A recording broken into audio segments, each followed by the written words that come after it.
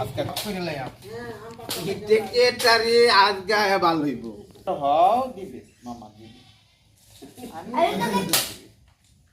দিদি গেল নাল দিবা তুলি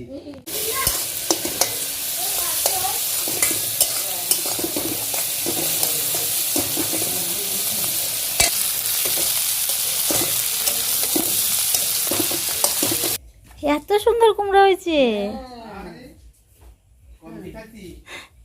সেই আরো আছে গাছ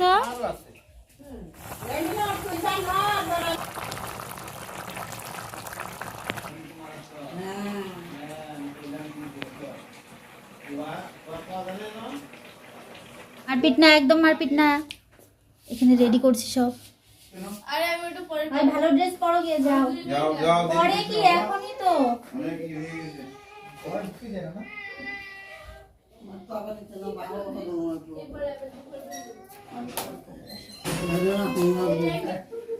এইখানে মানে ভিডিও করে কথা বলবো দাদা বলে দাদা দাদি গো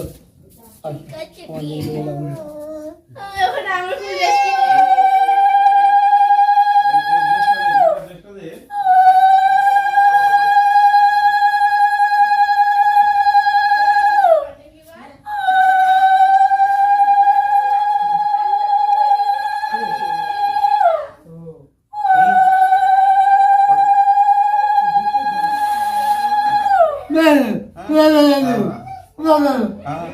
দাদা তো ডাকে তোকে আর ভিডিও করবো না রে ভাই ধরে না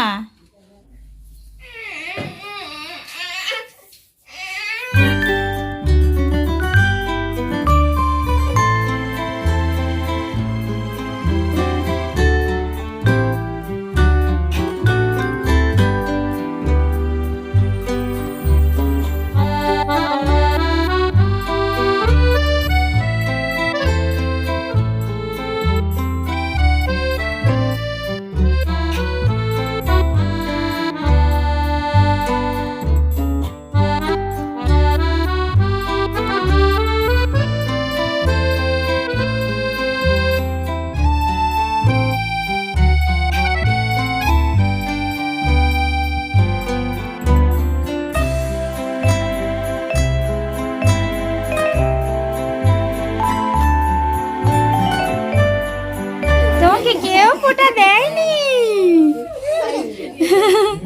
এটা তো আয়ুষ খেতে পারে না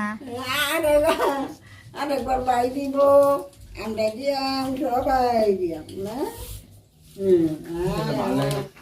বুনু কাঁদবে না কোনোদিনও খারাপ ওই জন্য মুখ চুপিয়ে রেখেছি তুমি যে হাতে খাচ্ছ এটাই আমি দেখাবো তোমার মাকে না ঘরে থাকো বড় হয়ে গেছে না যখন খেতে পারি না তখন মাই বলদা বল খেল বল দিদি বলটা লাত্তি মারতো বলটা খুলে বলটা তো দাঁড়া বল কি বল দেয় না আস্তে অনেক সময় আছে বাইক চালানি দিদি তার সামনে দেবে আমি কান্না করবো আয় কান্না করিস কেন আয়ুষের সঙ্গে তো দেখাই হবে তুই ওদিক দিয়ে গেলি কেন সোনা বাবা এদিকে আয়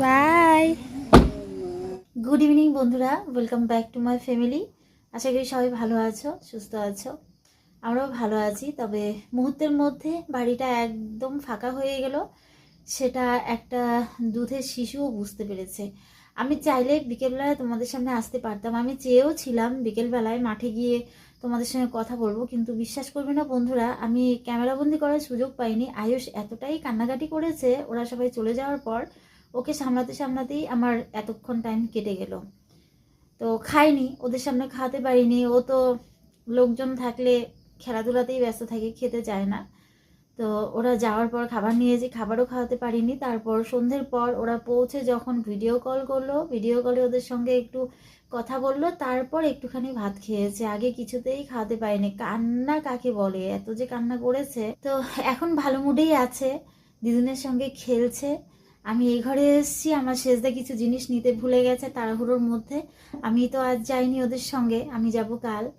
তো আমি এগুলো সব প্যাকিং করে নিচ্ছি। রাতের বেলায় ঠান্ডা মাথায় না গুছালে সকালবেলায় হুড়মুড়িয়ে আমি টাইম পাবো না, বাচ্চা সামলে হয় না, তাই আগের দিন গুছিয়ে রাখাই ঠিক। আমি কিন্তু বন্ধুরা আসার সময় ওই সকালবেলায় প্যাকিং করেছি, রান্নার ফাঁকে ফাঁকে। বুঝতেই পারছো কি পরিমাণে পরিশ্রমটা হয়েছে, ঠান্ডা মাথায় সব কিছু গুছিয়ে আনা।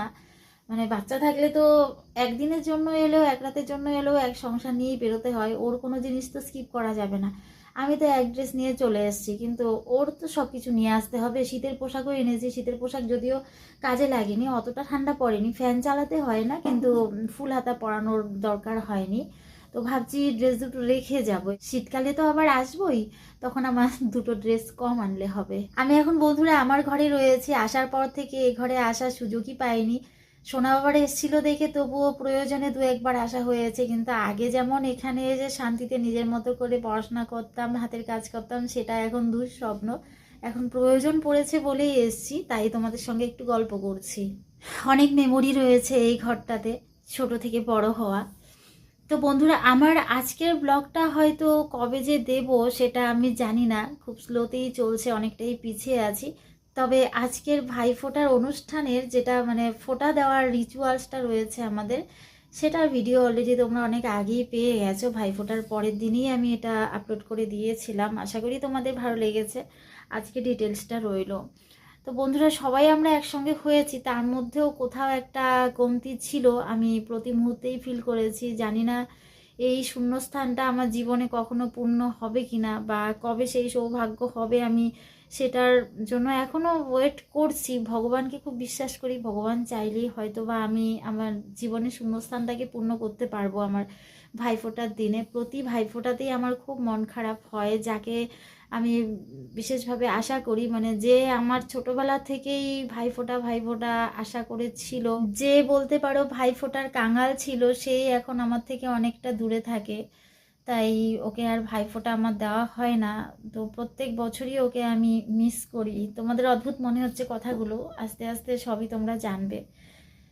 তো যাই হোক, দুঃখ প্রকাশ করব না, খুবই আনন্দে কাটিয়েছি। এত ছোট বাচ্চা নিয়ে যে এই অনুষ্ঠানটা যে এত আনন্দময় হয়ে উঠবে সেটা আমার একটা বড় টেনশন ছিল। আমি কাল রাতেও ভাবছিলাম কি করে সম্ভব হবে, সকাল থেকে ওই নারকেল পাতার ফুলগুলো বানাতে ম্যাক্সিমাম টাইম লাগে। রাতে অনেক চেয়েছিলাম তৈরি করে রাখবো, কিন্তু একটা মানুষের শরীর তো টায়ার্ডনেস তো কাজ করে, মাও খুব ক্লান্ত ছিল, তাই মার কাছে যে আয়ুষকে রেখে আমি মাঝরাতে এসে এগুলো তৈরি করব সেটাও সম্ভব হয়ে ওঠেনি। তাই রাতে যতটুকু ঘুমিয়েছি একটা টেনশন কাজ করছিল মাথার মধ্যে, কখন ঘুম থেকে উঠে ওই আশীর্বাদগুলো বানাবো, আমরা ওটাকে আশীর্বাদ বলে থাকি। তারপর তো বাকি সব তৈয়ারি মা মেয়ে সবাই মিলেই করেছি। মাছ এনে সেজদার সঙ্গে সঙ্গে মাছ পরিষ্কার করে ধুয়ে দিয়েছে, আরও হেল্প করেছে রান্নাঘরে। মা আর আমি তো রয়েছি, ভাইও হেল্প করেছে। তো সবাই মিলেই খুব সুন্দরভাবে সম্পন্ন হয়েছে। বর্দা ঋষি এসছে অনেকটা দেরিতে, ওরা যেহেতু শিলিগুড়ি থেকে এসছে ওদের টাইম লেগেছে। কর্মসূত্রে বাইরে থাকলেও বন্ধুরা বছরে এক দুবার যদি বাড়ির সবার সঙ্গে একত্রিত হওয়া যায় তাহলে মজাই আলাদা। বৌদিরা আসতে পারেনি, ওদের ভাইফোঁটা আছে, তো তবুও মানে আমরা যে কয়জন একসঙ্গে হয়েছি খুবই এনজয় করেছি। তো বন্ধুরা এখন তো সেই বিকেল থেকেই আনন্দের পর দুঃখের পালা শুরু হয়েছে। এতগুলো মানুষ একসঙ্গে বেরিয়ে গিয়ে বাড়িটাকে একদম ফাঁকা করে দিল, আর কাল আমি সকাল সকাল বেরিয়ে পড়বো, আরও ফাঁকা হয়ে যাবে। সেই একই রকমভাবে মাকে কাটাতে হবে একা একা ফুলদাকে নিয়ে। ভাইও তো ঘরে বসে থাকতে পারে না, কাজের জন্য ওকে ঘরে বাইরে দৌড়াতেই হয়। তো চলো এবার আমি গুছিয়ে নিই, একটা কিছু পরে থাকলে আবার সমস্যা, বাচ্চার জিনিস তো। তাই চুলটা না বন্ধুরা এখনও ভেজা রয়েছে, ওই ভেজা চুলি যে খোপা করে রেখেছিলাম সেটা এখন খুলে একটু শুকিয়ে নিচ্ছি। এখানে তো ফ্যান চালানোর প্রয়োজন হয় না, না তাই চুলটা সহজে শুকোতেও চায় না। এই ঘরটার মধ্যে ঢুকলে না কেমন একটা শান্তি কাজ করে। তো দেখি আলমারি কাপড় চোপড়গুলো ঠিক আছে কি না। নেপথলিন এবার নিয়ে আসিনি, প্রত্যেকবার নেপথলিন নিয়ে আসি, নেপথলিন দিয়ে যাই। দুধটা না মা দাম বেশি হলেও ভালো আছে গো, একদম পুরো হয়ে সর পড়ছে, দামটা তো অত্যাধিক না। খাওয়া দাওয়া হলো বন্ধুরা, রাতে কিছুই করতে হয়নি, দুপুরবেলায় যা করেছি তাই ছিল। এখনও অনেক কটা মাছ রয়ে গেছে, আমার শেষদার যা বাজার প্রচুর মাছ এনেছে। অন্য কিছু রান্না হয়নি, কারণ আমি যদি 2-4 দিন আগে আসতে পারতাম তাহলে অনেক কিছুরই অ্যারেঞ্জ করতে পারতাম। গতকাল সন্ধ্যের দিকে পৌঁছে আজকে এত সব অ্যারেঞ্জ করা কিছুতেই সম্ভব নয় এত ছোট বাচ্চা নিয়ে, তাই সিম্পল ফুলকপি আলু দিয়ে মাছের ঝোল আর বেগুন ভাজা, চাল কুমড়ো ভাজা করেছি। ডালটা তো রাতে করেছিলাম, চাল কুমড়োটা আমাদের গাছের ছিল, তাই দিয়ে ঢের খাওয়া হয়েছে, কারণ মিষ্টি টিষ্টি প্রচুর ছিল দেখেছ। আর আমি না শ্বশুরবাড়িতে সচরাচর দুধের সর খেতে চাই না, কেন বলো তো? এই যে দেখলে তো এইমাত্র তোমরা নিজের চোখেই কি পুরো হয়ে দুধের সর পড়ে থাকে। মানে আমি যেটা এখানে খাই বা ছোটোবেলা থেকে খেয়ে এসেছি, সেটা আমার শ্বশুরবাড়ির লোকজন চোখেই দেখে না। তাই আমি ওখানে আমার শাশুড়িমাকে দেওয়ার চেষ্টা করি, কারণ দুপুরবেলায় উনি সেরকম তো ভাত খেতে পারেন না, একদম একটু একটু করেই খান। দুধে যদি একটু সর থাকে ওটা দিয়ে উনি একদম শুকনো শুকনো করে ভাত মেখে একটু খেতে পছন্দ করেন, তাই আমি ওটা যত্ন সহকারে রেখে দেওয়ার চেষ্টা করি। তো এখন খেয়ে দিয়ে বন্ধুরা ব্যাগ গুছাতে হবে। গুছানোর পালা আমার আর পিছু ছাড়ছে না, 3-4 দিন থেকে চলছে আমার গুছানোর পালা। তো এবার বেশি কথা না বলে বন্ধুরা খেয়ে নেই, কারণ রাত তো বেড়ে যাচ্ছে, উঠতে হবে সকাল সকাল। মশারির উপরে কাপড়গুলো ভরেই ফেলাই না, এগুলো মনে হয় ঠান্ডা হয়ে আছে, ফ্যানের হাওয়ায় শুকায় নাই। সকালে তো টাইম হবে না, ঘুমাইতেছে যেহেতু। যতবারই বন্ধুরা বাড়ি থেকে যাওয়ার সময় ভাবি যে এবার হালকা লাগেজ করবো, কিন্তু সেটা আর হয়ে ওঠে না, সেই কোনো না কোনো কিছু দিয়ে ব্যাগ ভারী হবেই। দুপুরবেলায় বেড়েছে গাছ থেকে চাল কুমড়ো, দেখেছো তো। 2 দাদাকেই দেওয়া হয়েছে, বদ্দাকে লুকিয়ে ব্যাগে ভরে দিয়ে দিয়েছি, ও এত দূরে নিতে চায়নি, ওখানে গিয়ে সারপ্রাইজ হবে। আর আমারটা রয়েছে। আমাদের আশায় রাখতে রাখতে বেচারা কুমড়োগুলো বুড়ো হয়ে গেছে গাছের মধ্যেই। পাকা কুমড়ো খেতেও ভালো লাগে, অনেক কিছু তৈরি করা যায়, কিন্তু এই মুহূর্তে আমাদের আর সম্ভব না। এই দেখো বন্ধুরা কি নিয়ে যাচ্ছি, তোমাদের অনেকেরই হয়তো জিভে জল চলে আসছে। এটা আর 2টো কুমড়ো যদি ব্যাগে ঢুকে তাহলে কি পরিমাণ ভারী হতে পারে। আমাদের জলপাই গাছ আছে, অনেকেই জানো। বিকেলবেলায় তাড়াহুড়ো করে ভাই পেরেছে, আমার শাশুড়িমা খুব ভালোবাসেন, শাশুড়িমা ননদ ওদের জন্যই নিয়ে যাচ্ছি। মানে আমি চাটনি হলে খাই, এমনিতে টক একদমই খেতে পারি না, তো এগুলো সব ঠান্ডা মাথায় গুছিয়ে রাখছি।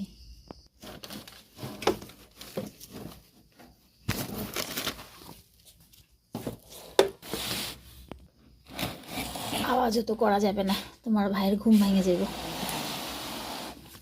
চার্জারটা আমার লাগবে, আমার আরও মোবাইল চার্জ করতে। তোমরা মা এমন কচি চাল কুমড়া খাইছো? তো সময় হলো না, নাহলে পোস্ত দিয়ে পুর বানায় দিতাম। আর কুমড়া গাছ প্রত্যেকবার আমার চোখেই পড়ে, তোমরা দেখোই না বাসের ছেড়ে কুমড়া গাছ উঠে পড়ে। এই যে কুমড়াটা, কচি কুমড়াটা এর বাবার ঠাম্মার দুজনেরই খুব পছন্দ হইব। বাস কমপ্লিট। এগুলো সকালে হবে, মেনগুলো করা হয়ে গেছে। আয়ুষ ঘুমোচ্ছে, আয়ুষের মাথার কাছে প্যাকিং করেছি বন্ধুরা, খুব আস্তে আস্তে করতে হয়েছে, তাই অনেকটাই টাইম লেগেছে। মোটামুটি কমপ্লিট হয়ে গেছে, আর যা টুকিটাকি বাদ আছে ওগুলো সকালবেলায় ভরে নেব। তো বন্ধুরা আজকে ভিডিওটা এখানেই শেষ করলাম, আশা করি তোমাদের ভালো লেগেছে। ভালো লাগলে অবশ্যই আমার পাশে থেকো, কাল আবার একটা নতুন ভিডিওতে দেখা হচ্ছে। সবাই ভালো থেকো, সুস্থ থেকো, সবাইকে tata, bye bye, good night, city.